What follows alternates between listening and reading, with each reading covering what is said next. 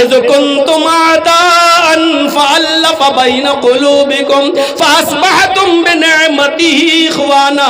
او لوگو تم اللہ کی اس نعمت کو یاد کرو جو اس نے تمہارے اوپر کی ہے، تم اللہ کی اس نعمت کو یاد کرو جو اس نے تمہارے اوپر برسائی ہے۔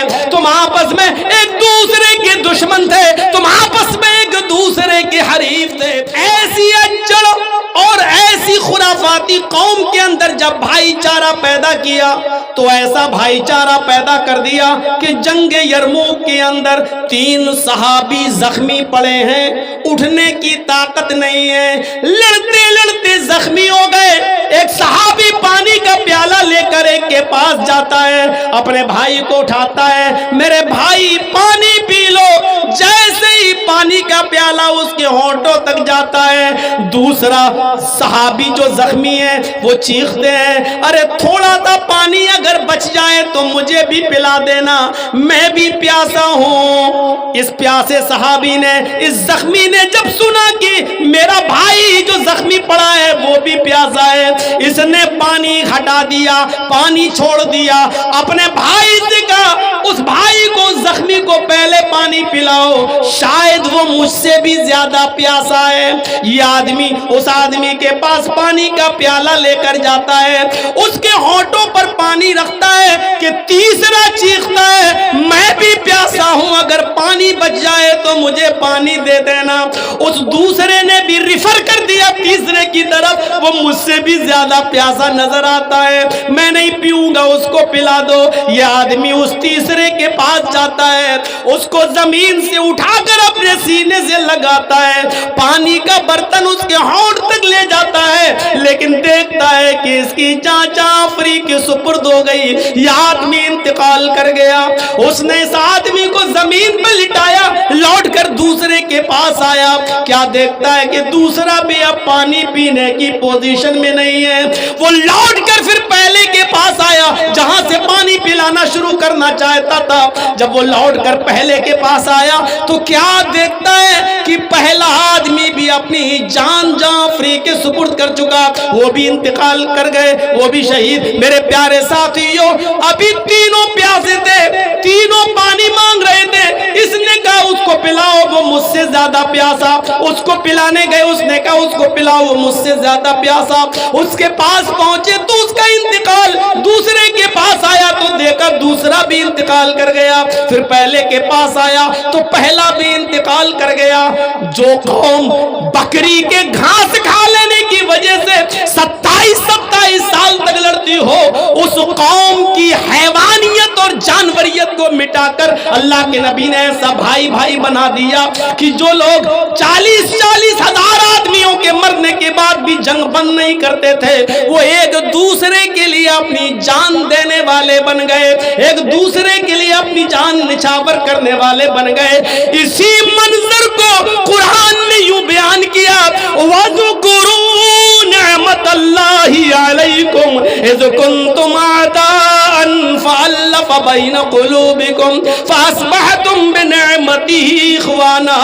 او لوگو تم اللہ کی اس نعمت کو یاد کرو جو اس نے تمہارے اوپر کی ہے، تم اللہ کی اس نعمت کو یاد کرو جو اس نے تمہارے اوپر برسائی ہے۔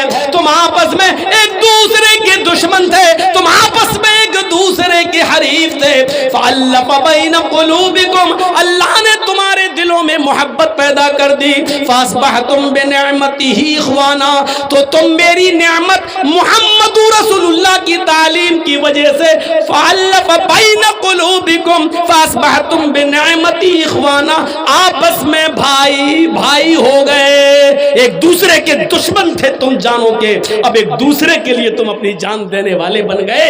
یہ بھائی چارہ ہوتا ہے۔ بتاؤ پورے آپ کے اس علاقے میں، بھگیا میں، بشن پور میں اور منڈرو اور آپ کا یہ چلے جائیے خرد منیان اور یہ پورا علاقہ صاحب گنج کا، اور ایک آدمی مجھے ایسا بتاؤ، ایک آدمی ایسا بتاؤ، 10 سال پرانا ریکارڈ اٹھا کر بتاؤ، 20 سال پرانا ریکارڈ اٹھا کر بتاؤ کہ ایک مسلمان نے کسی دوسرے مسلمان کے لیے اپنی جان دی، کسی ایک مسلمان نے دوسرے کے لیے اپنی جان نچھاور کی ہو، ایسا کوئی ایک مثال پیش کر کے دکھاؤ۔ ایسا بنا دیا اللہ کے نبی جناب محمد رسول اللہ. وَاذْكُرُوا نِعْمَةَ اللَّهِ عَلَيْكُمْ إِذْ كُنْتُمْ أَعْدَاءً. یاد کرو اللہ کی اس نعمت کو جو اس نے تمہارے اوپر کی ہے. تم آپس میں ایک دوسرے کے دشمن تھے. إِذْ كُنْتُمْ أَعْدَاءً. ایک دوسرے کے دشمن تھے تم, خون کے پیاسے تھے تم. فَأَلَّفَ بَيْنَ قُلُوبِكُمْ. اللہ نے تمہارے دلوں میں محبت ڈال دی. فَأَصْبَحْتُمْ بِنِعْمَتِهِ. تم اللہ کی نعمت سے یعنی محمد رسول اللہ کی تعلیم سے آپس میں بھائی بھائی ہو گئے. نبی نے ہمیں بھائی بھائی بنا دیا. اس رشتے کو ذرا دیکھیے آپ, یہ کوئی معمولی رشتہ نہیں ہے, یہ کوئی معمولی رشتہ نہیں ہے. آپ اس بات کا اندازہ لگائیں گے؟ سنیے. اچھا ٹھیک ہے, موقع ملا تو اس کو لاسٹ میں وہ ٹچ کروں گا. سنیے میرے بھائیوں, کس طریقے سے بھائی چارہ پیدا کر دیا. جنگ یرموک کا منظر آپ کے سامنے ہے. مسلمان تو وہ ہوتا ہے جو اپنے لیے جو چیز پسند کرے وہ اپنے بھائی کے لیے بھی وہی چیز پسند کریں گے. حافظ شمس الدین ذہبی نے اپنی کتاب تذکرۃ الحفاظ کے اندر ایک واقعہ نقل کیا, بڑا دلچسپ اور زبردست واقعہ. اور سنتے چلیے میرے بھائیوں اس واقعے کو. دو صحابی کی دکان ہے, دو صحابی کی دکان, ان کی بھی اس کی بھی, دونوں کپڑا بیچتے اور چپکی ہوئی دکان ہے پڑوس میں. دونوں صحابی اور دونوں کی دو دو تین تین بیوی. ویسے تو صحابہ کرام میں کوئی ایک بھی ہمیں تو ایسا ملا نہیں کہ جس کی ایک بیوی ہو. ایک سے زیادہ ہی رہی, ایک آدھ رہی ہو کہ ہمارے علم میں نہیں ہے. ان کی بھی دو دو تین تین بیوی, دونوں تینوں بیویوں سے بچے, کثیر العیال, دونوں کی کپڑے کی دکان. ایک کسٹمر آتا ہے اور ایک صحابی کی دکان میں کپڑے کو خریدنے کے لیے جاتا ہے. ایک تھان پسند آ جاتا ہے, وہ کپڑا لے کر چلا آتا ہے. میرے ساتھیوں ذرا غور سے سنیے گا. وہ آیا اور کپڑا لے کر چلا گیا. تھوڑی دیر کے بعد, ایک آدھ گھنٹے کے بعد, ہم آج کے ٹائم کے حساب سے, اسی دکان پر ایک دوسرا آدمی آتا ہے. اس نے بھی ایک کپڑا پسند کیا اور کپڑے کا تھان لے کر چل دیا. تھوڑی دیر کے بعد ایک اور کسٹمر آتا ہے, اس نے بھی ایک کپڑا خریدا اور کپڑا لے کر چل دیا. اتنے میں ظہر کی اذان ہوتی ہے. دونوں صحابی جو کپڑا بیچتے ہیں یہ دونوں ظہر کی نماز پڑھنے کے لیے چلے گئے. ظہر کی نماز پڑھنے کے بعد جب دونوں کپڑے کی دکان پر اپنی اپنی دکان پر بیٹھتے ہیں تو اس دکان پر ایک اور کسٹمر آتا ہے جس کے 3 تھان بک چکے ہیں. اسی دکان پر ایک اور کسٹمر آتا ہے, کہتا ہے کہ مجھے کپڑا چاہیے. ابھی ایک آدمی آپ کے یہاں سے لے کر گیا, اسی نے مجھے بھیجا. اب یہ صحابی پریشان ہے, کپڑا تو میرے پاس ہے, 3 میرے بک چکے ہیں, چوتھا بھی کسٹمر ہے, میرے پاس کپڑا بھی موجود ہے. لیکن سوچ دیکھیے کیا کہتے ہیں دل میں کہ میرے تو 3 کپڑے بک چکے ہیں, مجھے اتنی پروفٹ ہو چکی ہے کہ آج میرے گھر میں چولہا جل جائے گا, میری بیوی اور میرے بچے پیٹ بھر کے کھانا کھا لیں گے.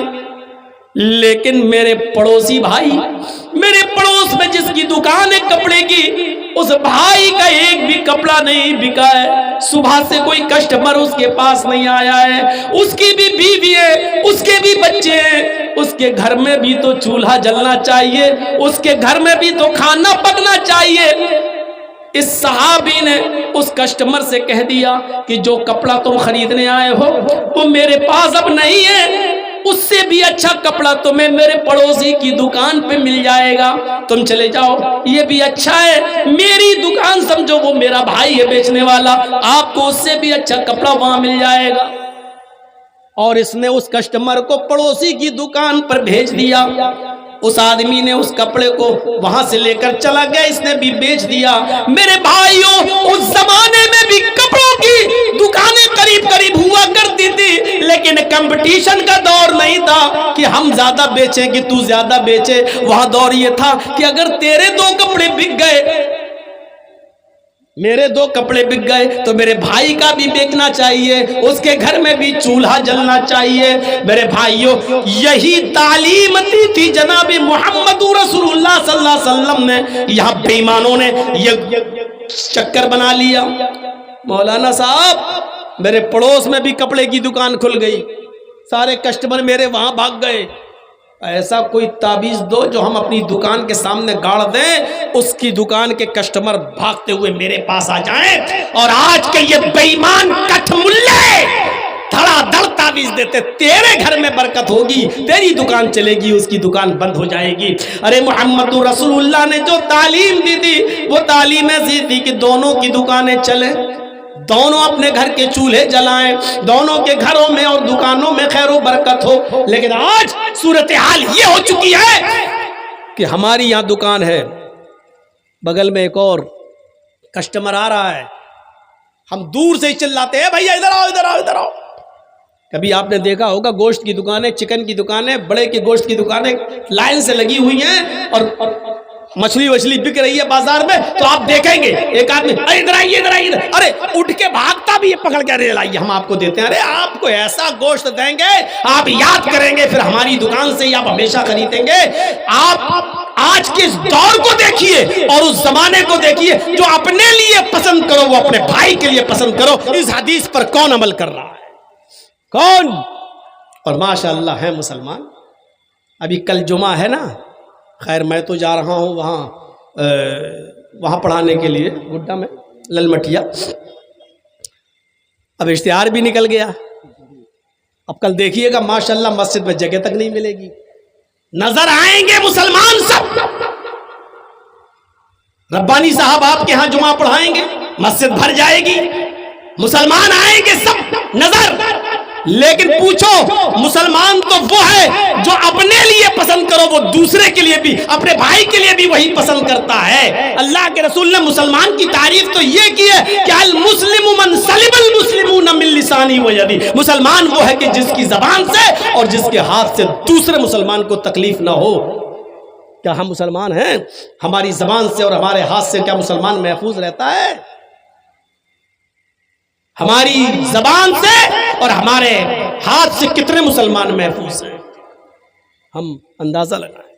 ظلم کا حال تو پوچھو مت، کتنے امیر لوگ ایسے ہوں گے جنہوں نے اپنے پڑوسیوں کی 1 میٹر 1 گج 1 فٹ زمین داب لی ہوگی، کیونکہ ان کا معاملہ بگڑ رہا تھا اور وہ بیچارہ غریب آدمی کیس بھی نہیں کر سکتا، اور پنچایت بھی بیٹھی تو سارے گاؤں والے مل کر اسی امیر آدمی کا ساتھ دینے لگے، کیونکہ غریب آدمی کی طرف سے کون بولے گا؟ میرے بھائیوں، کتنا بڑا ظلم آج! کیا یہی اسلام سکھلاتا ہے؟ یہی علامہ ذہبی کی ایک کتاب ہے جس کا نام ہے الکبائر، کتاب الکبائر، علامہ ذہبی کی۔ علامہ ذہبی نے اپنی کتاب الکبائر کے اندر ایک واقعہ نقل کیا ہے، ایک ظالم کا ایک بیچارہ غریب آدمی دریا کے کنارے مچھلی پکڑ رہا تھا، اور مچھلی پکڑتے پکڑتے ایک بڑی مچھلی اس کے ہاتھ میں آ گئی، وہ خوش تھا، آج میرے 8 بچے گھر میں بیٹھ کے کھانا کھائیں گے، اس مچھلی سے سب کا پیٹ بھر جائے گا، میری بیوی بھی آج پیٹ بھر کے کھانا کھائے گی، میرے بچے بھی پیٹ بھر کے کھانا کھائیں گے۔ یہ غریب آدمی بیچارہ بہت مجبور ہو، غریب آدمی، بے بس آدمی، اس مچھلی کو لے کر اپنے گھر کی طرف جا رہا ہے۔ راستے میں ایک امیر، ایک دولت مند آدمی، ایک سوچ فر آدمی، بڑا آدمی، اس کی نظر اس کی مچھلی پر پڑ گئی۔ اس نے سوچا اس کی مچھلی چھین لی جائے تو آج ہم اپنے دوستوں کو دعوت کر کے کھلائیں گے، آج ہمارے دوست بہت خوش ہوں گے۔ اس آدمی نے اس غریب آدمی سے کہا مچھلی مجھے دے دے. اس نے کہا صاحب بڑی محنت سے پکڑی ہے, میرے بچے بھوکے وہ کھائیں گے. اس نے کہا دے رہا ہے یا نہیں دے رہا ہے, زبردستی چھیننے لگا. اس آدمی نے کہا اگر آپ کو مچھلی کی اتنی ضرورت ہے تو لے لیجئے, لیکن اس کی کچھ قیمت دے دیجئے تاکہ میں کچھ اور اپنے بچوں کو پکا کر کھلا سکوں, میرے گھر میں چولہا جل سکے اور میرے بچے کچھ کھا سکیں. اس ظالم نے کہا چپ, مچھلی دے, کچھ نہیں ملے گا تجھے, یہ مچھلی مجھے دے. وہ زبردستی اس مچھلی کو چھیننے لگا, لیکن چونکہ اس کے سامنے اس کے بچوں کی بھوک تھی, یہ مچھلی دینا نہیں چاہ رہا تھا. جب چھینا تو اس نے اس کے ہاتھ کو منہ میں رکھ لیا ایسے, مظلوم نے, اور اس کا انگوٹھا, اس ظالم کا انگوٹھا اس مظلوم کے منہ میں آ گیا ایسے. اس نے سوچا کاٹ لوں تاکہ یہ چھوڑ دے مچھلی. اس نے کاٹا, لیکن وہ طاقتور تھا, اس نے جھٹک لیا اور مچھلی چھین لی, اور اس غریب آدمی سے مچھلی چھین کر جانے لگا. لیکن تھوڑا سا درد ہوا اس کے کاٹنے کا. یہ آدمی چیختا رہا کہ دیکھو اس مچھلی کے علاوہ میرے بچوں کے پاس کھانے کے لیے کچھ نہیں ہے, اللہ کے واسطے یہ مچھلی دے دے یا اس کی کوئی قیمت دے دے. یہ ہنستے ہوئے جانے لگا اور کہنے لگا چل جا ہٹ. یہ بار بار دیکھتا رہا, اس وقت تک دیکھتا رہا جب تک وہ ظالم آدمی اس آدمی کی نظروں سے اوجھل نہیں ہو گیا.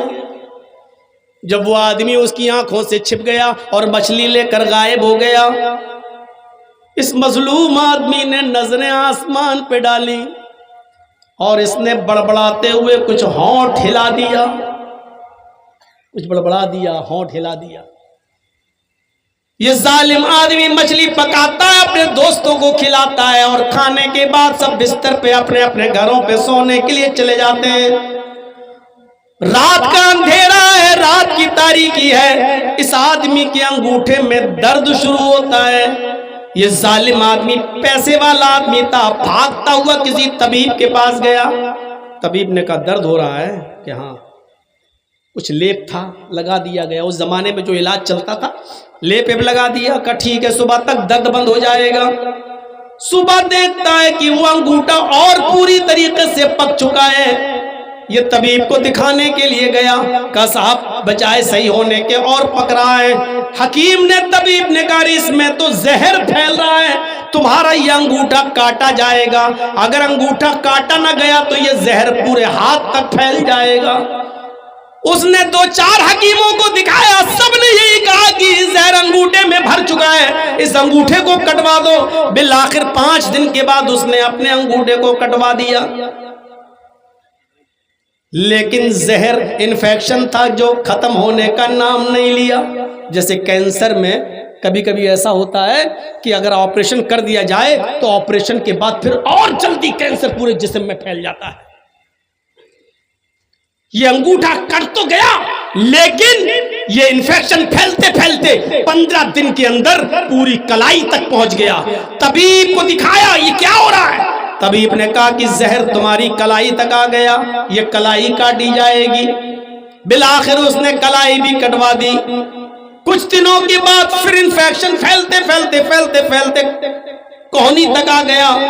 طبیب نے بتایا کہ تمہاری کوہنی کاٹی جائے گی. وہ کوہنی بھی کٹوا چکا. انفیکشن پھیلتے پھیلتے پھر بازو تک آ گیا. 3 مہینے 4 مہینے کا عرصہ گزر چکا. یہ کہتا طبیب صاحب غور سے دیکھو آخر ہو کیا رہا میرے ساتھ. طبیب نے اس کے بازو کو دیکھا اور کہا بازو تو میں کاٹ دوں گا, لیکن تمہاری بیماری اس اسٹیج پر پہنچ چکی ہے کہ اب میرے پاس اس کا علاج نہیں ہے. میرا طبی علم یہیں پر ختم ہو جاتا ہے. اب سنو میں تمہیں جو بتانا چاہتا ہوں وہ بات یہ ہے کہ میرا علم یہ کہتا ہے کہ تم نے کسی کی بد دعا لی ہے, تم نے کسی کے اوپر ظلم کیا ہے, اس لیے تمہارا انفیکشن ختم ہونے کا نام نہیں لیتا. میں یہ بازو تمہارا کاٹ دوں گا, لیکن پھر انفیکشن پھیلتے پھیلتے تمہارے جسم میں پھیل جائے گا اور آخرکار اسی بیماری میں تم مبتلا ہو کر مر جاؤ گے. اگر چاہتے ہو کہ یہ بیماری یہیں پر رک جائے تو اس مظلوم کو ڈھونڈو جس پر تم نے ظلم کیا ہے, اس سے معافی اور تلافی کرو. اگر وہ تمہیں معاف کر دے تو اللہ بھی تمہیں معاف کر دے گا اور یہ بیماری تمہاری یہیں پر رک سکتی ہے. یہ آدمی غور کرنے لگا کہ میں نے کس کے اوپر ظلم کیا. سوچتا ہے میں تو کسی کے اوپر ظلم ہی نہیں کیا، لیکن رات میں سوچتا ہے کہ میرے انگوٹھے سے درد ہوا، اور انگوٹھے میں درد اسی دن تھا جس دن اس نے میرے انگوٹھے میں کاٹا، یہیں سے بیماری پھیلی، ہو نہ ہو اس آدمی کی کوئی بد دعا لگی جس کی مچھلی میں نے چھینی، اس آدمی کو وہ صبح کے ڈھونڈنے لگتا ہے، ڈھونڈنے میں اس کو 15 دن کا سمے لگتا ہے، 15 دن کے بعد وہ اس آدمی کو ڈھونڈ ہی لیتا ہے مظلوم کو، اور کہتا ہے کہ السلام علیکم۔ اس نے جواب دیا، اس ظالم نے پوچھا کیا تم مجھے پہچانتے ہو؟ مظلوم نے جواب دیا شکل تو دیکھی دیکھی لگ رہی ہے لیکن صحیح سے میرے ذہن میں نہیں آ رہا ہے کہ تم کون ہو۔ اس ظالم نے کہا غور سے پہچانو، میں وہی ظالم انسان ہوں جس نے تمہاری مچھلی چھینی تھی، جس نے تمہاری مچھلی چھینی تھی اور تم نے میرے انگوٹھے میں کاٹا تھا، اسی انگوٹھے سے انفیکشن پھیلا، پہلے انگوٹھا کٹا، پھر کلائی کٹی، پھر میری کوہنی کٹی، اب انفیکشن بازو تک پھیل گیا، میں اس نتیجے پہ پہنچا، اور حکیموں نے طبیبوں نے مجھے اس نتیجے پر پہنچا دیا کہ میں نے کسی مظلوم کی بد دعا لی ہے، میں نے تمہارے علاوہ کسی پر ظلم نہیں کیا تھا، اس لیے شاید تم نے مجھے کوئی بد دعا دی ہو، اس لیے میں تمہارے پاس معافی مانگنے آیا ہوں، ہو سکے تو تم مجھے معاف کر دو۔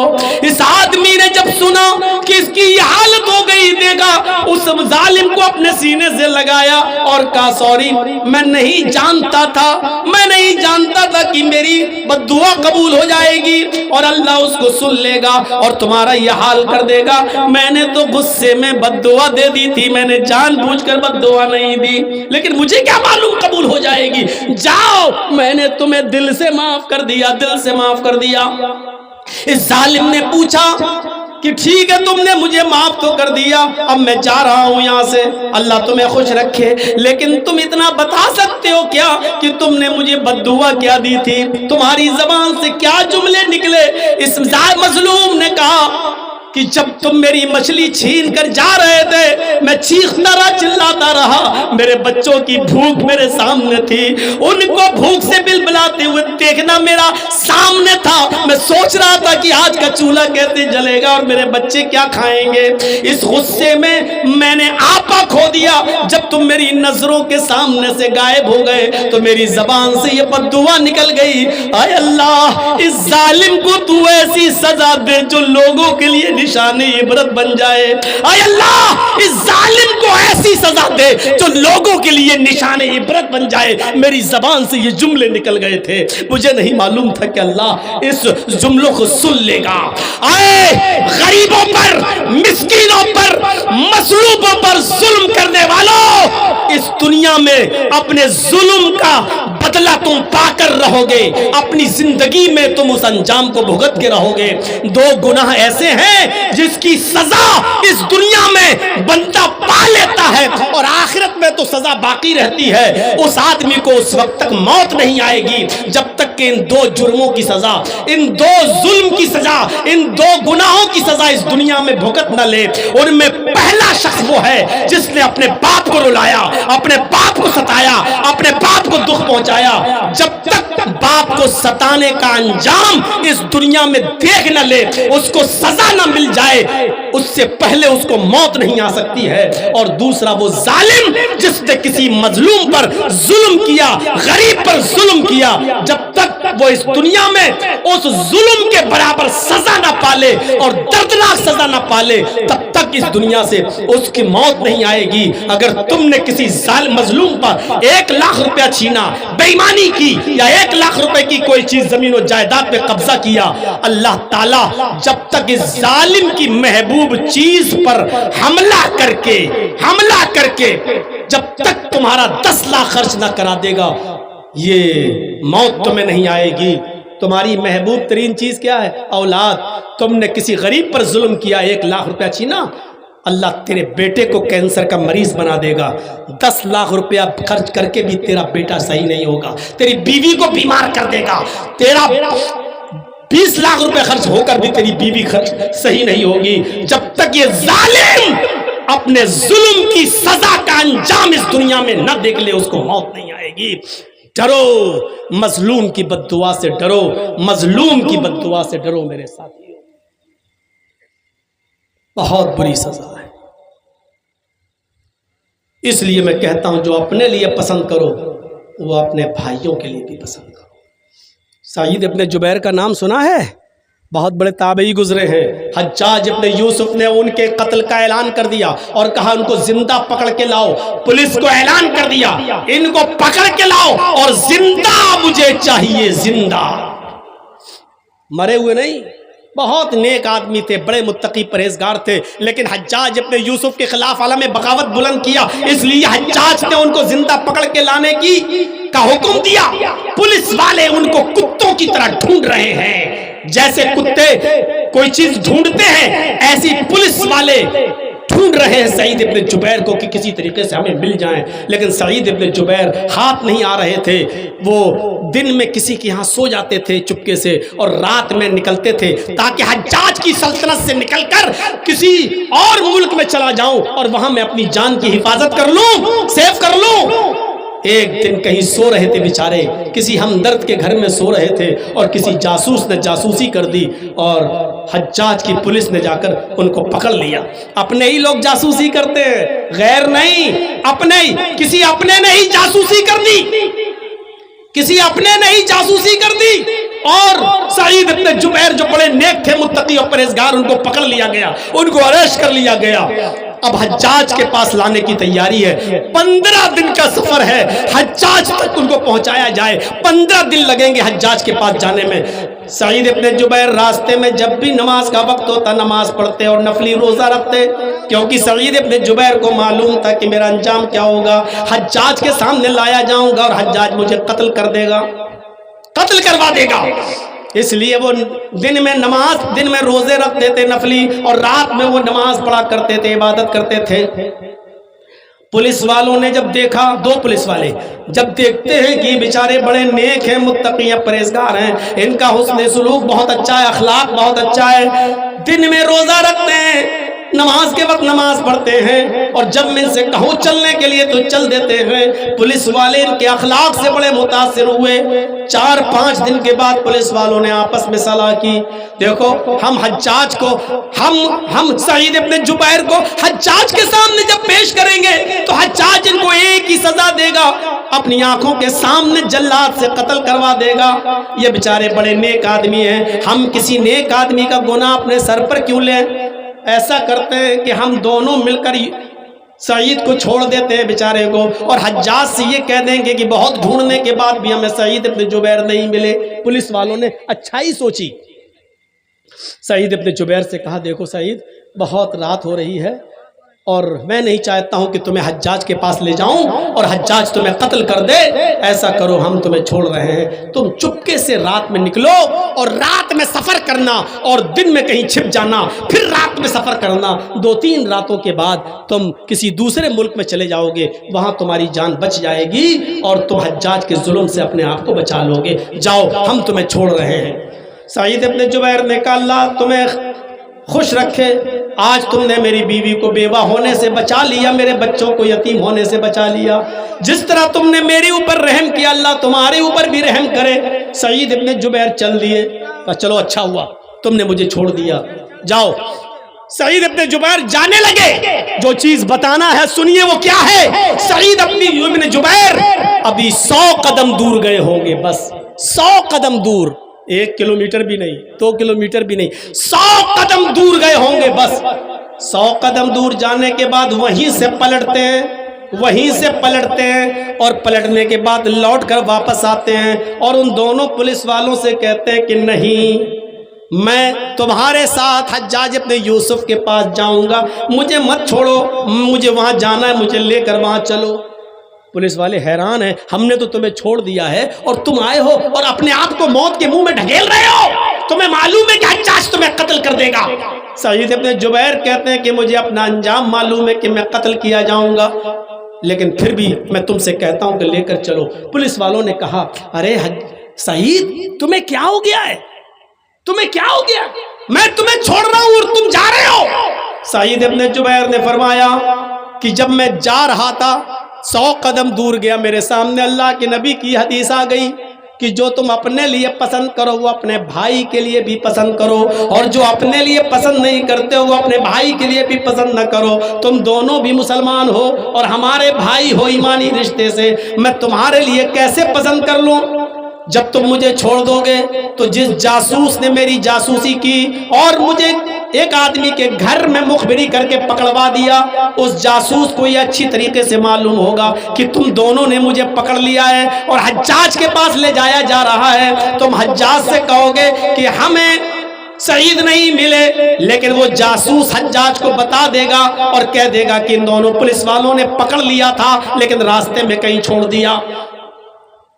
اگر حجاج کو یہ پتا چلے گا کہ تم نے مجھے پکڑنے کے بعد پھر چھوڑ دیا تو میری جان تو بچ جائے گی، لیکن حجاج تم دونوں کو نہیں چھوڑے گا اور تم دونوں کو قتل کر دیا جائے گا۔ میں نہیں چاہتا کہ میری جان بچ جائے اور میری جگہ پر تم دونوں کو قتل کر دیا جائے۔ جیسے مجھے قتل ہونا پسند نہیں ہے اسی طریقے سے میں تم دونوں کا بھی قتل ہونا پسند نہیں کروں گا، مجھے لے چلو۔ پولیس والوں نے پھر کہا مان جاؤ، کہا نہیں، میں بچ جاؤں اور تم دونوں کو قتل کر دیا جائے یہ مجھے گوارا نہیں۔ بہرحال پولیس والے مجبور ہو گئے اور سعید ابن جبیر کو لے کر آئے اور حجاج کے سامنے پیش کر دیا۔ حجاج نے جب سعید ابن جبیر کو دیکھا تو ہنس دیا، پولیس والوں کو انعام سے تو نواز دیا، لیکن سعید ابن جبیر سے کہا یہ باغی آج آ گیا، میں اس کو اپنی آنکھوں کے سامنے قتل ہوتے ہوئے دیکھنا چاہتا ہوں، لہذا خونی چمڑا بچھایا جائے۔ خونی چمڑا بچھا دیا گیا، خونی چمڑا بچھا دیا گیا۔ اس خونی چمڑے کے بعد حجاج ابن یوسف نے پیچھے سے سعید ابن جبیر کے ہاتھ بندھوا دیے، ان کو گھٹنوں کے بل زمین کے اوپر بٹھا دیا اور جلاد کو حکم دیا کہ میری آنکھوں کے سامنے ان کی گردن پر تلوار چلاؤ اور ان کی گردن تن سے جدا کر دو۔ حجاج کا حکم ہوتے ہی جلاد نے تلوار سعید ابن جبیر کی گردن پر ماری اور جس چیز کا خطرہ تھا وہی ہوا، سعید ابن جبیر کی گردن ایک ہی وار میں تن سے جدا کر دی گئی، سعید ابن جبیر کو قتل کر دیا گیا۔ پورا واقعہ بتانے کا مقصد یہ ہے کہ سعید ابن جبیر نے اپنے آپ کو قتل کروا لیا، لیکن اپنے آپ کو بچانے کے چکر میں ان پولیس والوں کو نہیں پھنسوایا، ان کو موت کے منہ میں نہیں ڈھکیلا۔ مسلمان وہ ہوتا ہے جو اپنے آپ کو بچا کر دوسروں کو نہیں پھنسواتا ہے، مسلمان وہ ہوتا ہے جو چیز اپنے لیے پسند کرتا ہے وہی دوسروں کے لیے بھی پسند کرتا ہے، اور جو اپنے لیے پسند نہیں کرتا وہ دوسروں کے لیے بھی پسند نہیں کرتا۔ میرے بھائیوں، ہم کتنی بھی نمازیں پڑھ لیں، کتنے بھی روزے رکھ لیں، لیکن اگر ہم اپنے کسی مسلمان بھائی سے ناراض ہیں اور اس کی کدورت اور حسد ہم اپنے دل میں رکھتے ہیں اور اس سے بات چیت چھوڑ دیے ہوئے ہیں، تو اللہ کے نبی صلی اللہ علیہ وسلم فرماتے ہیں کہ آپ کی عبادتیں بھی قبول نہیں ہوں گی۔ اور حدیث صاف ہے کہ کسی مسلمان کے لیے حلال نہیں ہے کہ وہ اپنے بھائی کو 3 دن سے زیادہ گفتگو کرنا چھوڑ دے، اس سے لڑائی جھگڑا رکھے اور 3 دن سے زیادہ گزر جائیں اس سے دعا اور سلام نہ کرے۔ ایسے شخص کی کوئی عبادت، کوئی نماز، کوئی روزہ اللہ رب العالمین کے ہاں قبول نہیں ہوتا ہے۔ اس سے آپ اندازہ لگا سکتے ہیں کہ میں کس موضوع پر آپ کے سامنے خطاب کرنا چاہتا ہوں۔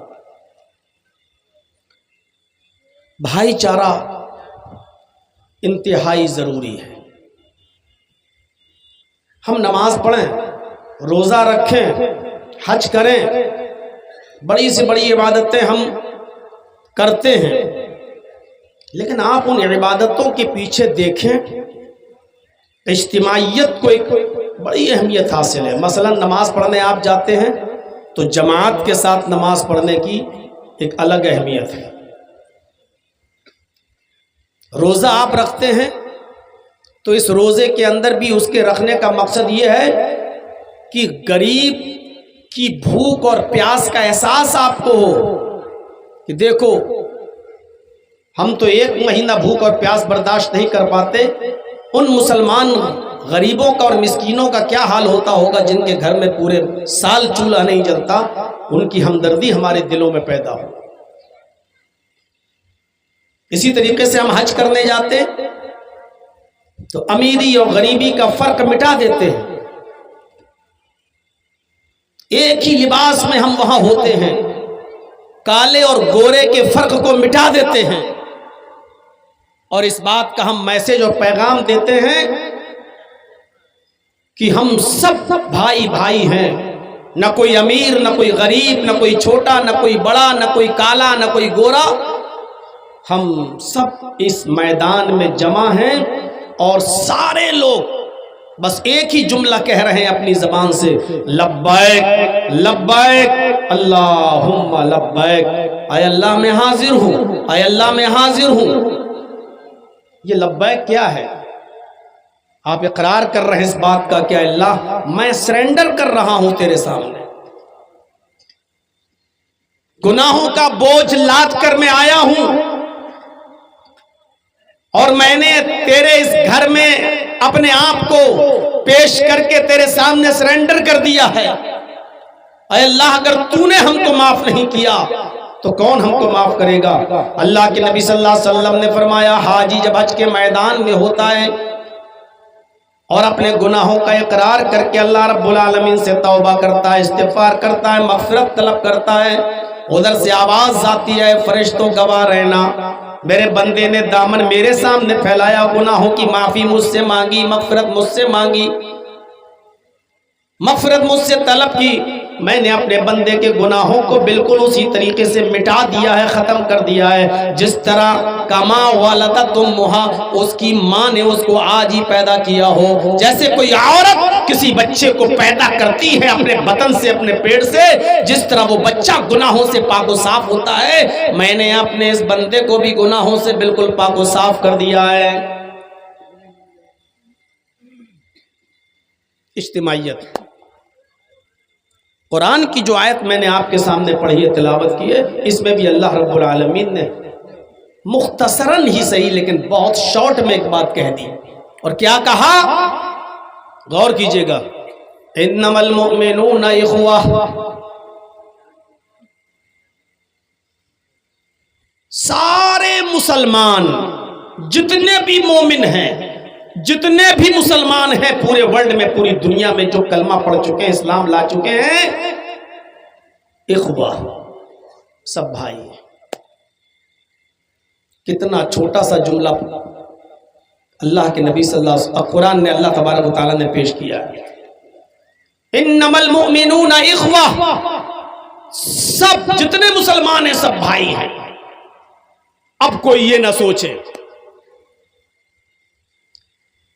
کہ مسلمانوں کو بھائی کہا ہے تو اس کا مطلب مسلمانوں کے علاوہ ہمارا کوئی بھائی نہیں ہے، صرف مسلمانوں کو ہی ہم اپنا بھائی سمجھیں، ہندو ہمارے بھائی نہیں، کرسچن ہمارے بھائی نہیں، یہودی ہمارے بھائی نہیں، مجوسی ہمارے بھائی نہیں، سکھ ہمارے بھائی نہیں، جینی ہمارے بھائی نہیں، کسی کے دل میں یہ تصور نہ آئے۔ یہاں ایمانی رشتے سے اللہ نے سب کو بھائی کہا ہے۔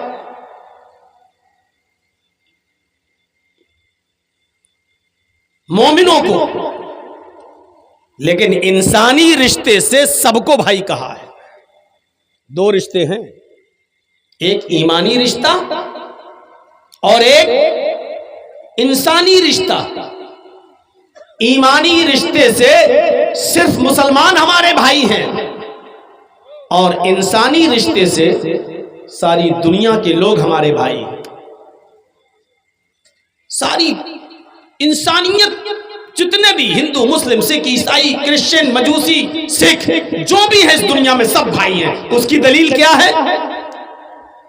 اللہ رب العالمین نے قرآن کریم کے اندر دوسری جگہ ارشاد فرمایا، یا ایھا الناس انا خلقناکم من ذکر و انثی وجعلناکم شعوبا وقبائل لتعارفوا ان اکرمکم عند اللہ اتقاکم۔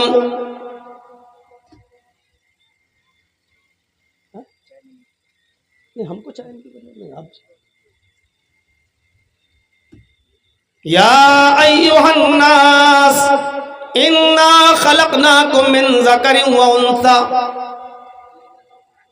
آئے ساری دنیا کے انسانوں، سمپورن جگت کی مانو ذاتی، ہائے دنیا کے لوگوں، ہم نے تم کو ایک مرد اور ایک عورت سے پیدا کیا ہے۔ انا خلقناکم من ذکر و انثی، تمہارا باپ بھی ایک، تمہاری ماں بھی ایک، اے انسانوں تم ایک ہی پرم پتا کی سنتان ہو، ایک ہی ماتا پتا کی اولاد ہو۔ یہاں اللہ نے ساری دنیا کے انسانوں کو کہا کہ تم سب ایک ہی باپ کے اور ایک ہی ماں کے بیٹے ہو۔ اب قرآن کی دو آیتیں میرے آپ کے سامنے رکھ دی۔ پہلی کیا ہے؟ انما المؤمنون اخوہ، یہاں اللہ نے ساری دنیا کے مسلمانوں کو بھائی کہا ہے۔ اور قرآن کی جو دوسری جگہ کی آیت میں نے آپ کے سامنے پڑھی ہے دوسری جگہ سے، اس میں اللہ نے ساری دنیا کے انسانوں کو ایک باپ کا اور ایک ماں کا بیٹا، ایک باپ کی اولاد اور ایک ماں کی اولاد کہا ہے۔ یعنی انسانی رشتے سے بھی سب بھائی اور ایمانی رشتے سے مسلمان ہمارے بھائی۔ اچھا آپ لوگ بھی یہ جملے بولتے ہو کہ نہیں؟ یہ ہمارا بھائی ہے۔ اب کہا جاتا ہے اچھا سگا بھائی ہے؟ نہیں نہیں نہیں، یہ ہمارے خالہ کا بیٹا ہے، یہ ہمارے چچا کا بیٹا ہے، یہ ہمارے پھوپھا کا بیٹا ہے، لیکن آپ اس کو بھائی کہتے ہیں جبکہ خون کا کوئی رشتہ اس کے ساتھ نہیں ہے آپ کا، لیکن بھائی وہ بھی ہے آپ کا۔ خالہ ذات صحیح، چچا ذات صحیح، پھوپھا ذات صحیح، ماما ذات صحیح، لیکن بھائی وہ بھی ہے۔ لیکن سگا بھائی وہی ہے کہ جس باپ کا خون آپ کی رگوں میں دوڑ رہا ہے اسی باپ کا خون آپ کے بھائی کی رگوں میں بھی دوڑ رہا ہو۔ جس بھائی نے آپ کی ماں کا دودھ پیا اسی ماں کا دودھ آپ نے بھی پیا ہو، یہ سگا، یہ حقیقی رشتہ ہے، لیکن بھائی وہ بھی ہے۔ یہ نہیں کہا کہ تم صرف مسلمانوں کے ساتھ رحم کرو، اچھا سلوک کرو کیونکہ یہ تمہارے بھائی ہیں، اور دوسروں کے اوپر ظلم کرو، یہ نہیں کہا اسلام نے۔ قرآن یہ کہتا ہے کہ ایمانی رشتے سے دنیا کے سارے مسلمان تمہارے بھائی ہیں، ان سے تمہاری نسبت ایمانی رشتے کے لحاظ سے زیادہ بہتر ہونا چاہیے، اور جو انسانی رشتے سے تمہارے بھائی ہیں غیر مسلم لوگ، ان سے بھی تمہارا اچھا سلوک ہونا چاہیے، لیکن جو ترجیح آپ اپنے ایمانی بھائی کو دیں گے وہ ترجیح آپ غیر مسلم کو، دوسرے بھائی کو نہیں دیں گے۔ یہ عام طور پہ دیکھا جاتا ہے، آپ کو اپنے بیٹے سے جو پیار ہوگا وہ آپ کو اپنے پڑوسی کے بیٹے سے پیار نہیں ہوگا، لیکن یہ مطلب نہیں ہے کہ آپ اس سے نفرت کرتے ہیں، آپ اس کو برا سمجھتے ہیں، نہیں۔ آپ کا پڑوسی، اس کا بیٹا اگر بیمار ہو جائے، غریب آدمی ہے، آپ کو پتا چلا کہ میرے پڑوس میں رہنے والے میرے دوست کا بیٹا ہاسپٹل میں ایڈمٹ ہے، آپ اس کی عیادت کے لیے جاتے ہیں، دیکھا کہ وہ آئی سی یو میں ایڈمٹ ہے، آپ اس کو دیکھنے کے لیے جاتے ہیں، وہاں آپ کیا کریں گے؟ چونکہ وہ آپ کا اپنا بیٹا نہیں ہے، آپ وہاں آدھا گھنٹہ بیٹھ جائیں گے، زیادہ سے زیادہ 1 گھنٹہ آپ بیٹھ جائیں گے، آپ اس بیٹے کے باپ کو، اس کی ماں کو تسلی دیں گے انشاءاللہ آپ کا بیٹا ٹھیک ہو جائے گا۔ اگر وہ ضرورت مند ہوا، غریب ہوا، زیادہ سے زیادہ آپ اس کو 2، 4، 5 ہزار روپے سے اس کی مدد کر دیں گے۔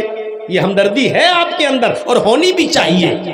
لیکن اگر پڑوسی کے بیٹے کے علاوہ اگر اسی جگہ پر آپ کا اپنا بیٹا ہے تو آپ کا سلوک کیا ہوگا؟ کیا آپ یہی کریں گے جو پڑوسی کے بیٹے کے ساتھ کرتے ہیں؟ نہیں۔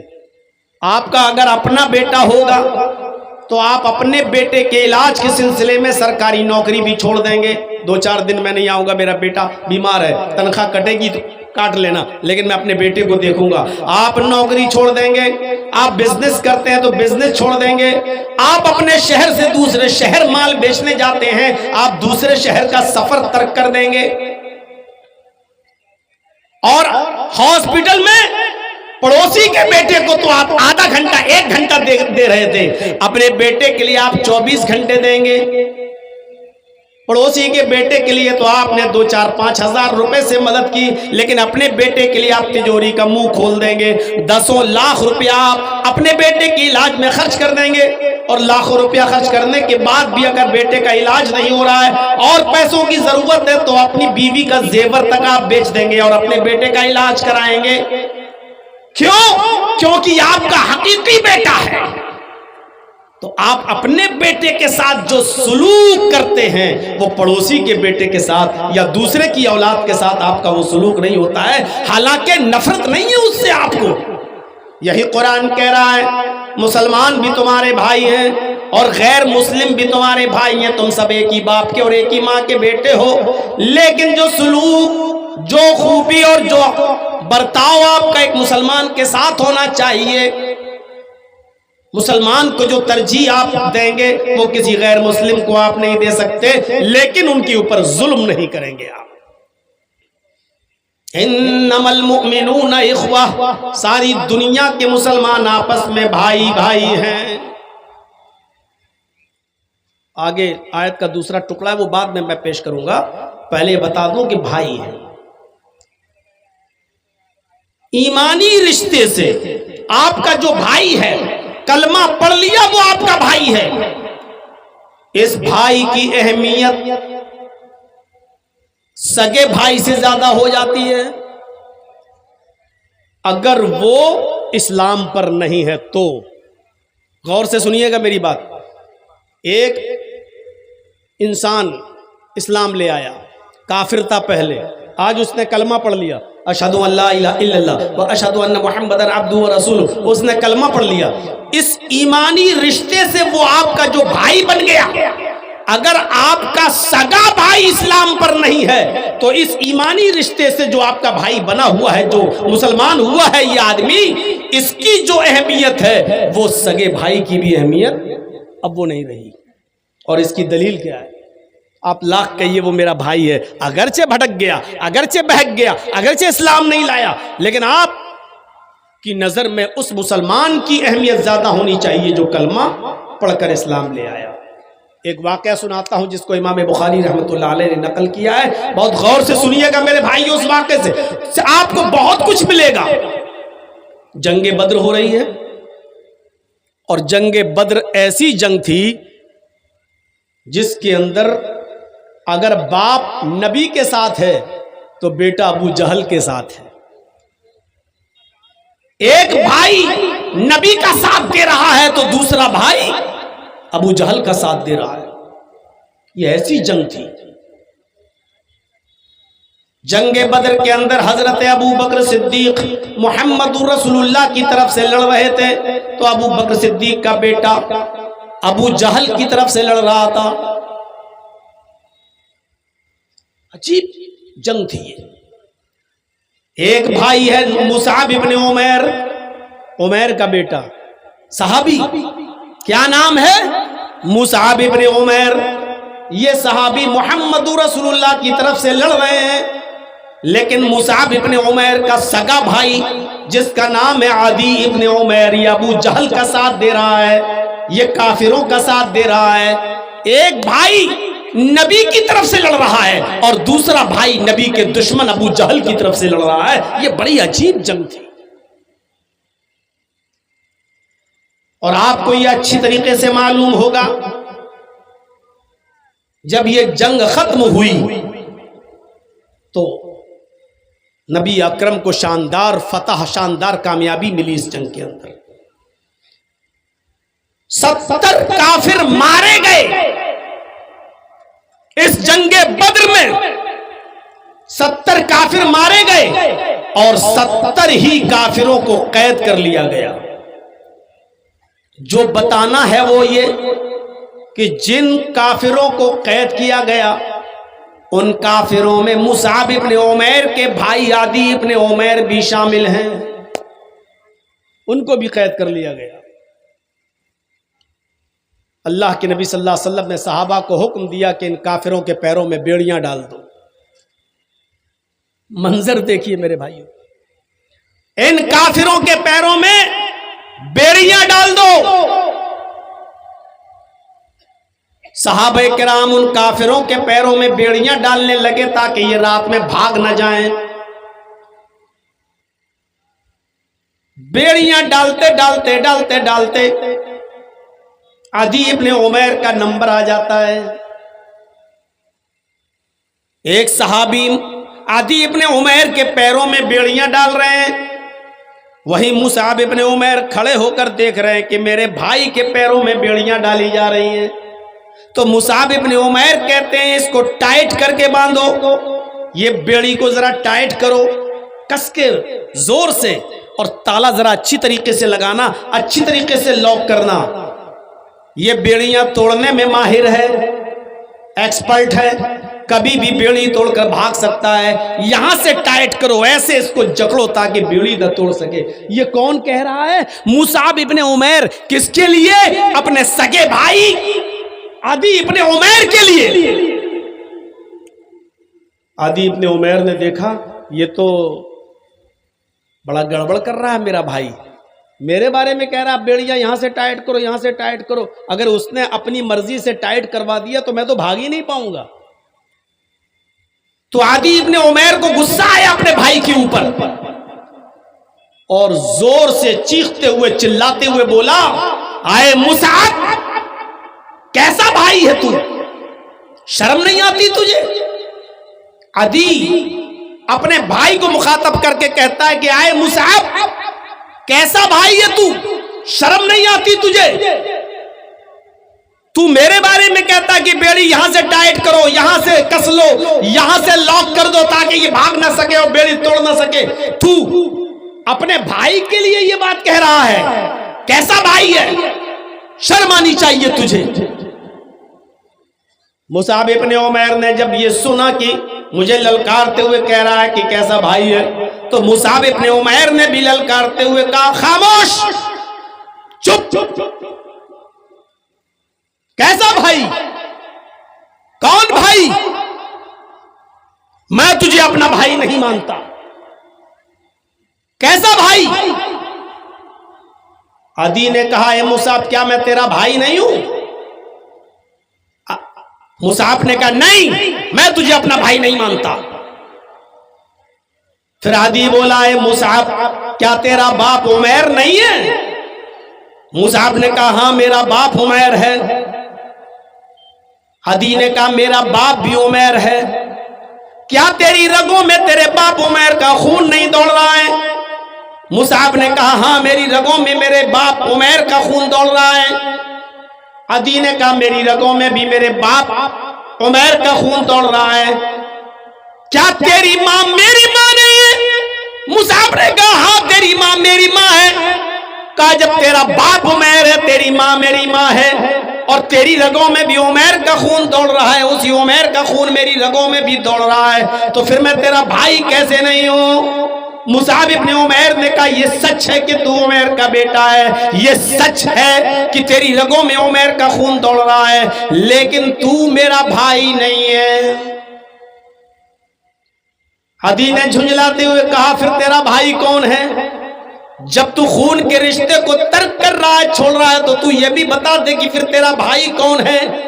مصعب ابن عمیر نے روتے ہوئے کہا, آئے عدی, میرا بھائی وہ ہے جو تیرے پیروں میں بیڑیاں ڈال رہا ہے, جو تیرے پیروں کی بیڑیوں کو ٹائٹ کر رہا ہے, جو تیرے پیروں کی بیڑیوں کو کس رہا ہے, یہ میرا بھائی ہے.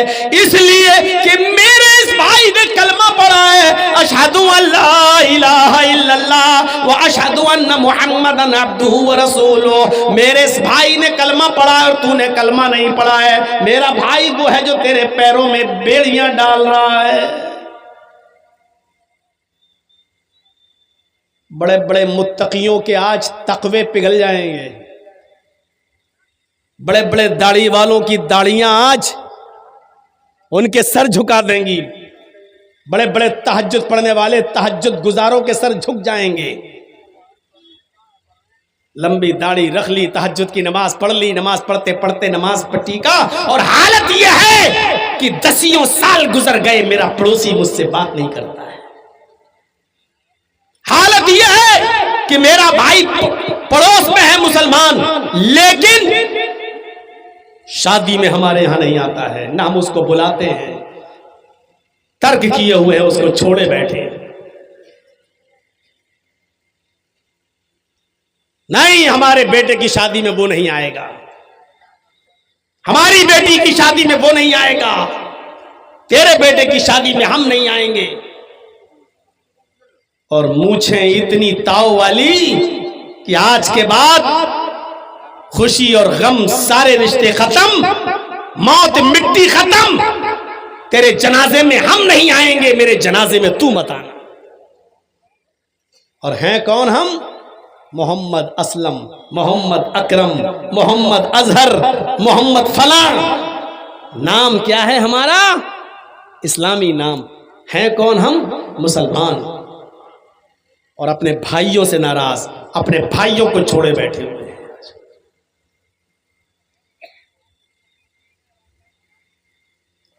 اسی لیے وہ حدیث میں نے شروع میں پڑھی تھی، اگر کوئی مسلمان اپنے کسی مسلمان بھائی سے 3 دن سے زیادہ ناراض رہتا ہے، 3 دن سے زیادہ بات چیت نہیں کرتا ہے، 3 دن سے زیادہ چھوڑے رہتا ہے، تو اس کی کوئی فرض، کوئی سنت، کوئی نفل اللہ رب العالمین کے یہاں قبول نہیں، کوئی روزہ اللہ کے یہاں قبول نہیں۔ نماز کا معاملہ کتنی بڑی اہمیت نماز کی ہے۔ یہ وہ نماز جو نہ خوشی میں معاف، نہ غم میں معاف، جو نہ خوشی میں معاف، نہ غم میں معاف۔ 8 لڑکیوں کے بعد اللہ نے آپ کو ایک لڑکا دیا ہے، کتنی بڑی خوشی ملی ہے آپ کو، مارے جشن منا رہے ہیں ماشاءاللہ، آج میرے گھر میں بیٹا پیدا ہوا۔ ارے 6-7 لڑکیوں کے بعد اللہ نے آج لڑکا دیا ہے، آپ خوش ہیں کہ آج بیٹا ہوا۔ اسی وقت آواز آتی ہے حی علی الصلاۃ، اس خوشی میں اتنے مدہوش مت ہو جاؤ، نماز کا وقت ہے، تمہیں اس خوشی میں بھی نماز پڑھنا ہے۔ 6-7 بیٹیوں کے بعد اللہ نے ایک بیٹا دیا ہے، بیٹا جوانی کی دہلیز پر قدم رکھ چکا ہے، اس کی شادی کے لیے بیٹی دیکھ لڑکی دیکھ رہے ہیں آپ، اچانک آپ کے بیٹے کا ایکسیڈنٹ ہوتا ہے، 7 لڑکیوں کے بعد ایک لڑکا ملا، جوان ہو چکا ہے، اس کا رشتہ لگ چکا ہے، لیکن آج ایکسیڈنٹ ہو گیا، وہ مر گیا ہے۔ اب غور کرو، ایک ہی بیٹا تھا 7 بیٹیوں کے بعد، آج وہ لڑکا بھی آپ کے سامنے مرا پڑا ہے ایکسیڈنٹ میں، اس کی باڈی رکھی ہوئی ہے، آپ کی آنکھوں میں آنسو ہیں، آپ کے اوپر قیامت پہاڑ بن کر ٹوٹی ہوئی ہے، غم کا پہاڑ آپ کے اوپر ٹوٹا ہوا ہے، اور اس موقع پر آواز آتی ہے حی علی الصلاۃ، آپ کو غم برداشت کرتے ہوئے اس موقع پر بھی آپ کو نماز پڑھنے کے لیے جانا ہے۔ اس سے اندازہ لگا سکتے ہیں آپ نماز کا مقام کیا ہے، اللہ کو کتنی پیاری ہے یہ نماز، جو خوشی میں بھی معاف نہیں، غم میں بھی معاف نہیں، بیماری میں بھی معاف نہیں۔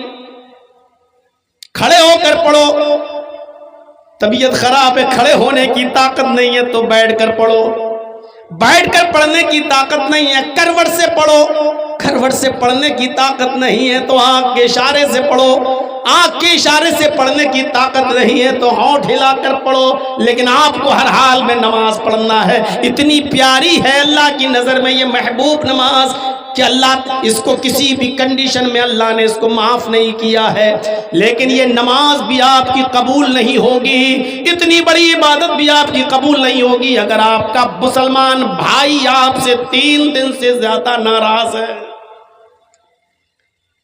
صحیح حدیث کے اندر یہ روایت ملتی ہے کہ اللہ کے نبی صلی اللہ علیہ وسلم کی بیٹی حضرت فاطمہ حضرت علی سے ناراض ہو کر کسی بات پر چلی آئیں گھر، میاں بیوی علی شوہر ہیں، ہوتا ہی ہے میاں بیوی میں کبھی کبھی مزاج نہیں ملتے، کھٹک جاتی ہے بات۔ حضرت فاطمہ اپنے گھر چلی آئیں حضرت علی سے ناراض ہو کر، اللہ کے نبی صلی اللہ علیہ وسلم کی نظر پڑی بیٹی پر، سمجھ گئے بیٹی کچھ مایوس ہے، اداس ہے۔ باپ نے اپنی بیٹی کا چہرہ پڑھ لیا، پوچھا بیٹی کیا بات ہے؟ رونے لگی، آپ نے ان کو سینے سے لگایا، فرمایا بیٹی مجھے بتاؤ کیا ہوا، تم میری لخت جگر ہو، میرے دل کا ٹکڑا ہو، کیا بات ہے؟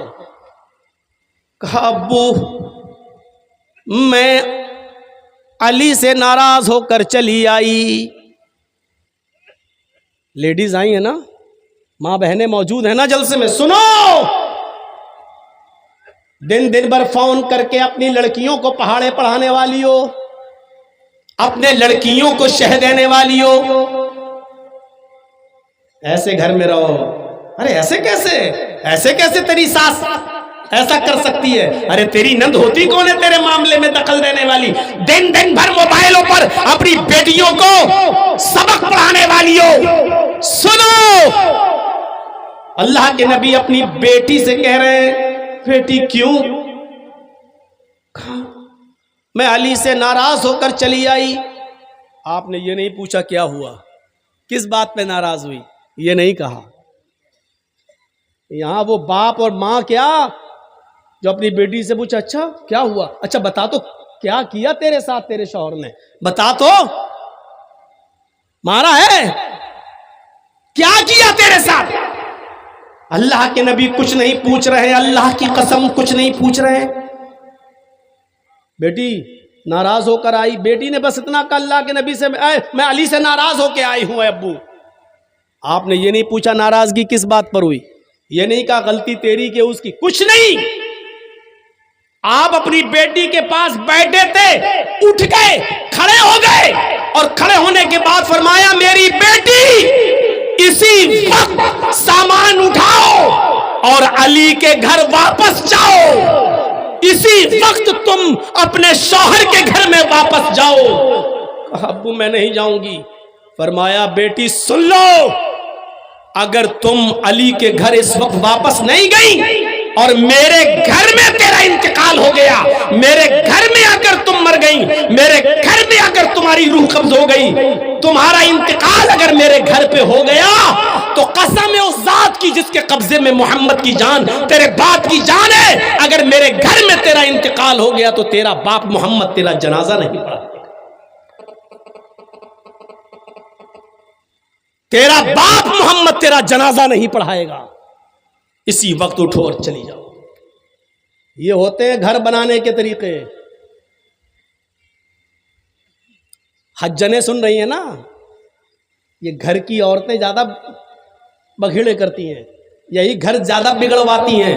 سیریل دیکھ رہی ہیں نا, ساس بھی کبھی بہو تھی, پاکستانی ڈرامے گھروں میں دیکھے جا رہے ہیں. وہی چیزیں اپنے گھروں میں اپنی بیٹیوں کو ان کے سسرال میں جانے کے بعد بتائے جا رہے ہیں اور پڑھائے جا رہے ہیں. اللہ کے نبی نے فرمایا بیٹی اٹھو, اسی وقت جاؤ, اگر تمہارا انتقال ہو گیا میرے گھر میں تو یاد رکھنا محمد تمہارا جنازہ نہیں پڑھائے گا. اپنے شوہر سے ناراض ہو کر اگر بیٹی آئے اور انتقال کر جائے اور اس حال میں کہ شوہر اس سے ناراض ہو, تو محمد رسول اللہ بھی اس کا جنازہ پڑھانے سے انکار کر رہے ہیں. جو عورتیں مر جاتی ہیں اپنے گھروں میں, اس حال میں مرتی ہیں کہ ان کے شوہر ان سے ناراض رہتے ہیں اور ناراضگی کی حالت میں مر جاتے ہیں. بتاؤ دنیا کے کس مولوی کو ایسی عورت کا جنازہ پڑھانا چاہیے؟ کیا ایسی عورتیں حق رکھتی ہیں کہ ان کا جنازہ پڑھایا جائے؟ کیا ادھیکار ہے؟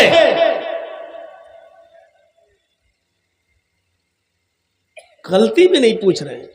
جاؤ پہلے گھر جاؤ, گھر پہنچو, میں آؤں گا, دونوں کی گفتگو سنوں گا, جس کی غلطی ہوگی اس کو سمجھا دوں گا, لیکن ابھی گھر جاؤ.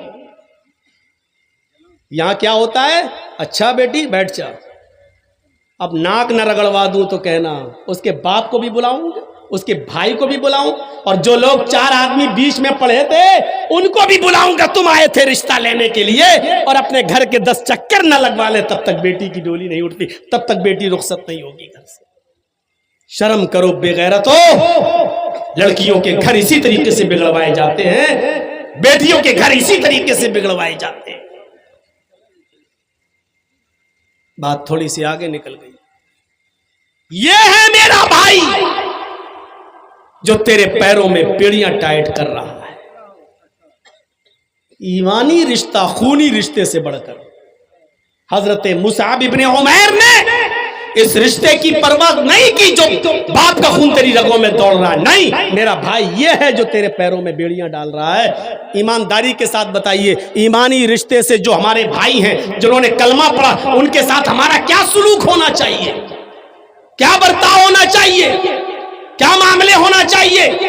اگر یہاں ہاتھ اٹھوائے جائیں آپ سے اور اسٹیج پر بیٹھے ہوئے سب سے اگر ہاتھ اٹھوائے جائیں، بتاؤ ہے کوئی جو اپنے کسی مسلمان بھائی سے ایسا کوئی آدمی ہے جو ناراض نہ ہو، کسی سے اس کے تعلقات خراب نہ ہو، سب سے اس کی بول چال ہو، ایک آدمی بھی ایسا نہیں کہ جس سے اس کی رنجش ہو، دشمنی ہو؟ تو میں نہیں سمجھتا ہوں اس محفل میں کوئی ایک آدمی الا ماشاءاللہ جس کا ہاتھ اٹھے اور جو یہ کہہ سکے کہ میری کسی سے لڑائی نہیں ہے. اگر ہم اسٹیج پر بھی ہاتھ اٹھائیں تو اسٹیج پر بھی کوئی مولوی، خود مولوی جرجیز بھی ایسا نہیں نکلے گا میرے بھائیوں جو یہ کہہ سکے کہ میرا کسی سے کوئی لڑائی اور میری کسی سے کوئی دشمنی نہیں ہے. سب سے تعلقات ہونے کے باوجود ہم پھر بھی ایک کہنے پر مجبور ہو جائیں گے کہ اس سے دشمنی میں ضرور رکھتا ہوں جس نے مجھے جیل پہنچایا تھا. اس بات کا اعتراف کرنے میں مجھے کوئی برائی محسوس نہیں ہو رہی ہے. جو سچائی ہے وہ ہے. ہم بھی اس پیمانے میں پورے نہیں اتریں گے. اس حمام میں سب ننگے نظر آئیں گے. بہت آسان نہیں ہے کسی کی غلطی کو معاف کر دینا. بہت آسان نہیں ہے کسی بھائی کی غلطی کو معاف کر دینا. اور معاف کرنا یہ بہت بڑے دل گردے کا کام ہے. وہ حبار ابن اسود جس نے اونٹنی کو کچوکا لگایا اور حضرت زینب نیچے گر گئی، حمل تھا پیٹ میں، ساقط ہو گیا، حمل ضائع ہو گیا اور اسی صدمے سے حضرت زینب انتقال کر گئی. اور جب مکہ فتح ہوا اور حبار ابن اسود سامنے آیا تو کہنے لگا کہ آپ نے سب کو معاف کیا، مجھے بھی معاف کر دو. آپ نے کہا تیرا جرم کیا ہے؟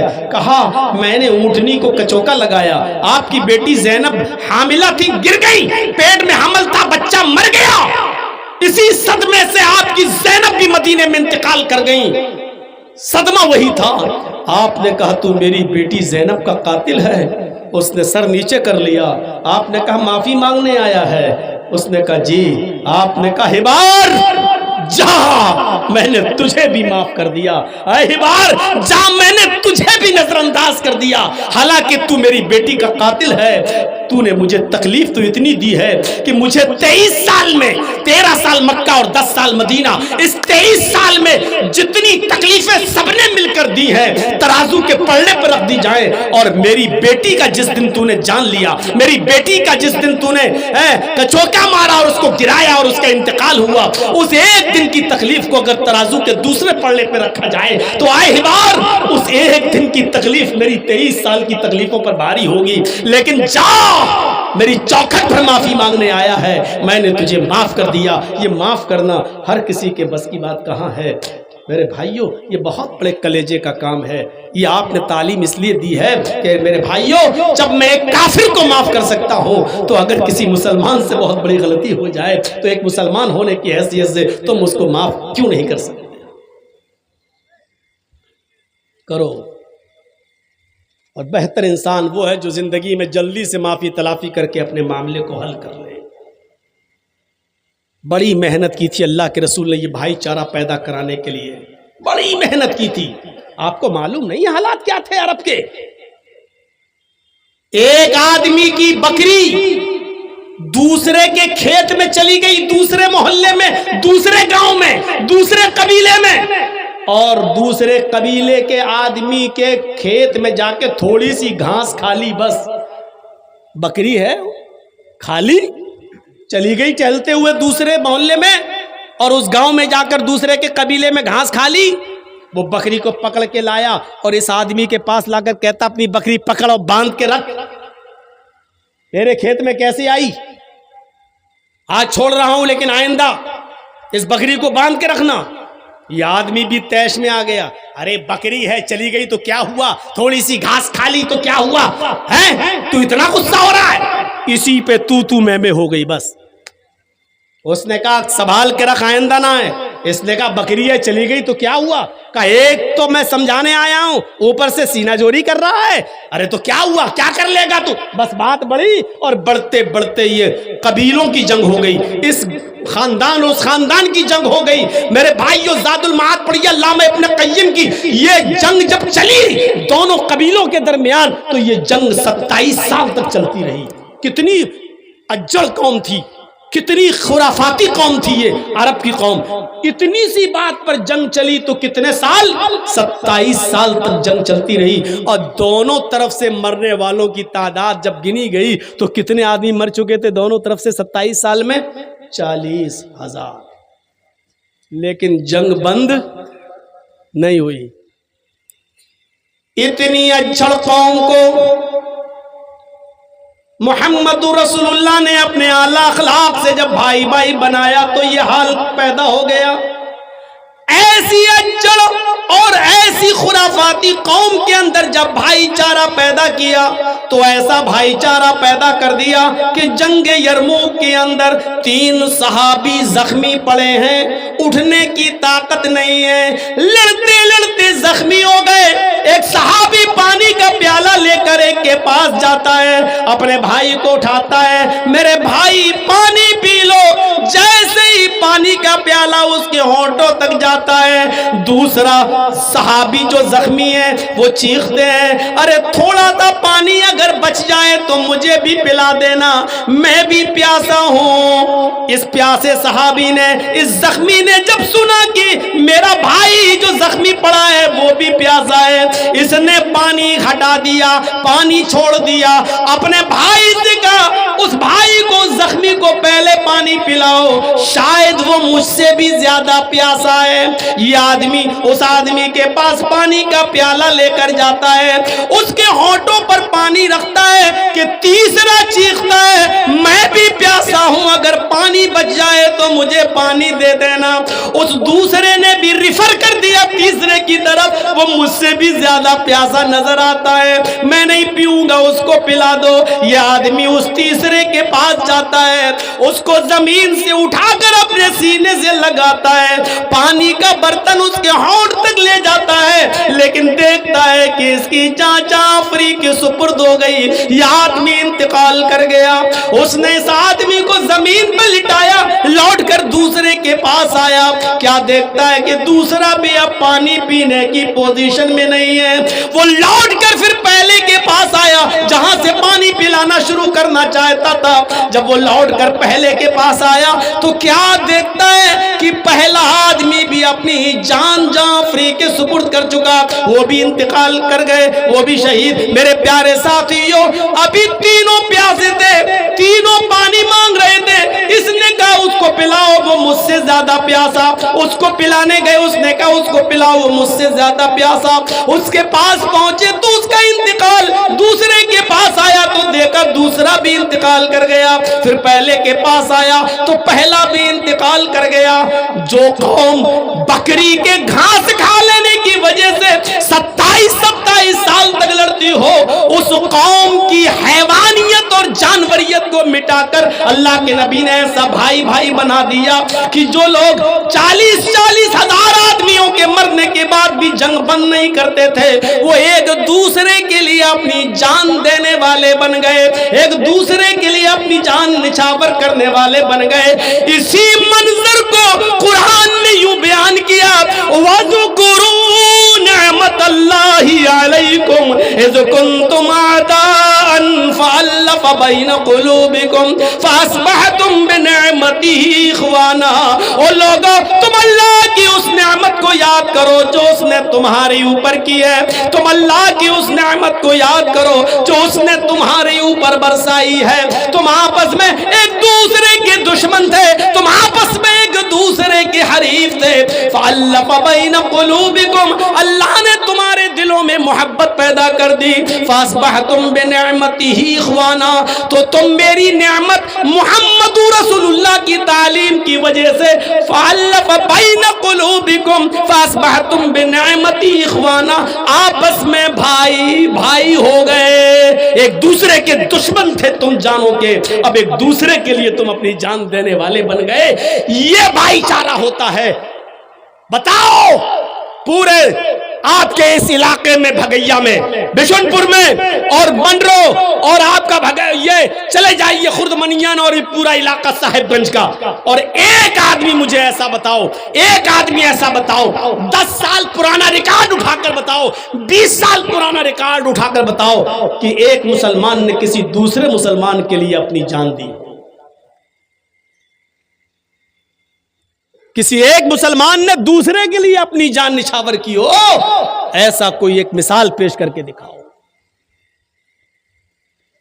ایسا بنا دیا اللہ کے نبی جناب محمد رسول اللہ، وَاذْكُرُوا نِعْمَةَ اللَّهِ عَلَيْكُمْ إِذْ كُنْتُمْ أَعْدَاءً، یاد کرو اللہ کی اس نعمت کو جو اس نے تمہاری اوپر کی ہے، تم آپس میں ایک دوسرے کے دشمن تھے، اِذْ كُنْتُمْ أَعْدَاءً، ایک دوسرے کے دشمن تھے تم، خون کے پیاسے تھے تم، فَأَلَّفَ بَيْنَ قُلُوبِكُمْ، اللہ نے تمہارے دلوں میں محبت ڈال دی، فَأَصْبَحْتُمْ بِنِعْمَتِهِ، تم اللہ کی نعمت سے یعنی محمد رسول اللہ کی تعلیم سے آپس میں بھائی بھائی ہو گئے۔ نبی نے ہمیں بھائی بھائی بنا دیا۔ اس رشتے کو ذرا دیکھیے آپ،